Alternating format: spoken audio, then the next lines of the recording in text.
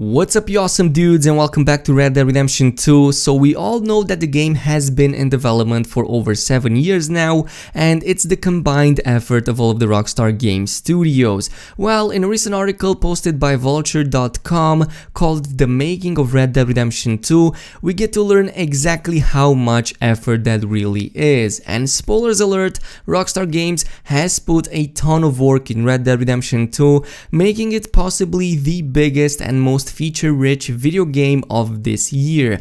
The thing I like the most about this article is that it goes way beyond the gameplay aspect of things, and it touches a lot of technical details that the vast majority of news outlets tend to avoid. The article itself is mostly focused on the interview with Dan Houser, one of Rockstar Games co-founders, and throughout the article he goes on about the studio's past, previous failures and success with GTA 5, as well as how Red Dead Redemption 2 came out to be, and there are a lot of interesting facts being brought in there. I'm not going to go over all of them, I'm only going to extract the most important ones, and there are definitely a lot of cool things in it. As I have said previously, the game has been in development since 2011, and work began soon after the first Red Dead Redemption 2 was even released. According to Dan, by fall of 2012, not only did the studio already had a broad outline and rough flow of the game defined, but also scripts for many of the end-game missions. By the time the work was finished on the main story, the script itself was reported to consist of more than 2,000 pages alone, without even including all of the side missions and additional dialogue that was created afterwards. In fact, according to another source, just random NPC dialogue is said to contain over 80 pages each, and given the fact that there are close to 1,000 different NPCs in Red Dead Redemption 2, that is absolutely mind-blowing. I mean, they have reported that there are at least a few stacks of just dialogue and in-game missions for this sort of stuff. It's absolutely mind-blowing even by AAA standards. It got so wild, as a matter of fact, that Rockstar Games employed 1,200 actors for motion capture alone, with more than half of those having dialogues, making the studio probably the biggest employer of actors in terms of numbers in New York by miles. And these are numbers all confirmed by the studio itself. On top of this, and I quote, "They don't just bring in name actors anymore because of their egos, most important of all because they believe they got a better sense of immersion using talented actors whose voices are not as easily recognizable."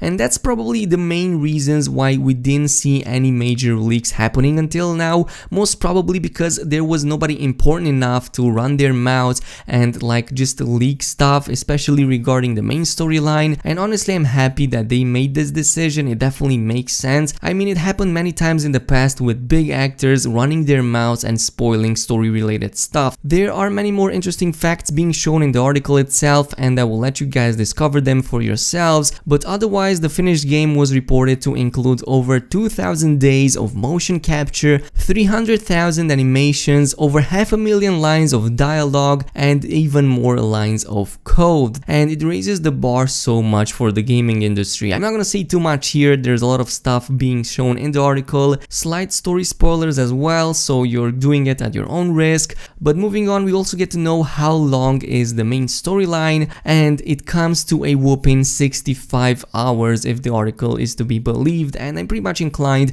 to believe that this number is real. And 65 hours for a video game just for the storyline is absolutely massive. To put things into perspective, that's more than 3 times the main story of the previous Red Dead Redemption, about 2 times more than the one in GTA 5, and it even completely overshadows The Witcher 3 one, which was already huge at over 40 hours. Even Marvel's Spider-Man doesn't even get close to that. It was only 20 hours, and it took me like 3 days to complete fully because I was doing like a lot of side activities as well. So you can expect at least 100 hours of gameplay to be put into this. And if you're going for like 100% completion and like trying to get all of the achievements and trophies, you're possibly looking at even more than that. So yeah, this is going to keep us very busy for some time, and this is of course assuming you're playing in an optimized manner, as as in not doing any of the side content at all, just concentrating on the main quests themselves,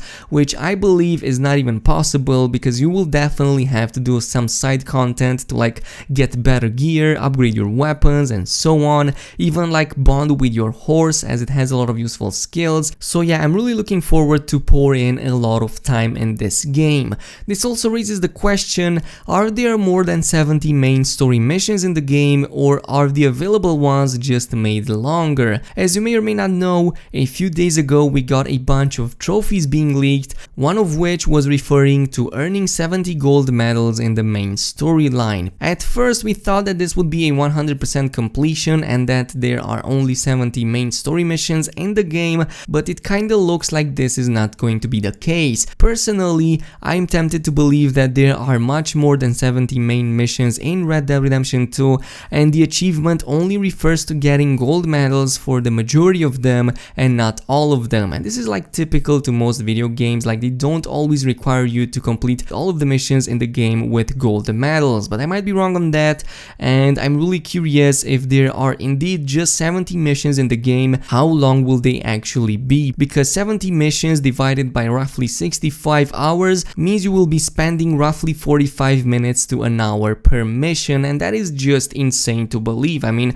I can't really expect for missions to be 1 hour long or even like half an hour long, at least not all of them. Now, if you believe that Rockstar Games is just dragging the story to make it long, well, you would be wrong. As a matter of fact, the interview even goes on about how a lot of the missions had to be scrapped or had to be deleted for various reasons. One such example was even given, and there was a mission on a train where you had to deal with bounty hunters, but it had to be removed because it was not fun enough after they've tested it out. At one point it was described that Arthur had 2 love interests in the game, but the studio decided that one of them wouldn't work, so they had to scrap it. It's bits and pieces of the game that had to be left out so the final product would be as good as possible, and it's something pretty common as ideas don't always transcribe very well into gameplay mechanics, which is why some of these had to be let go of. But finally, we also have a few words on the possibility of a sequel happening for Red Dead Redemption 2,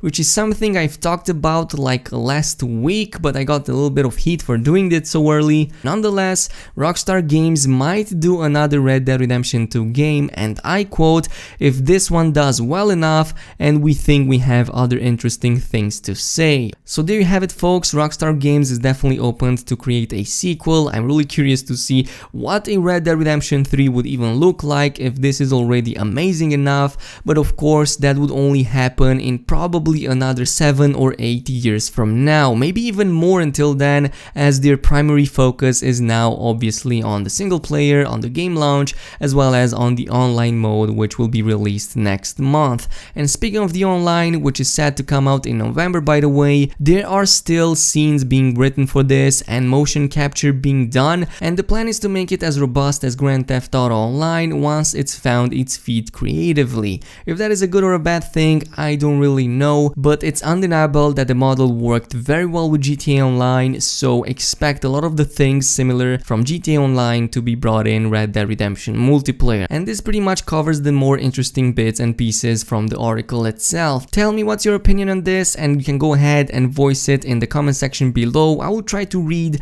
and respond to as many replies as possible, but in the meantime, if you enjoyed this video, then make sure to aim that like button. Also subscribe to the channel for more awesome videos such as this, and I'll see you guys later, so peace out.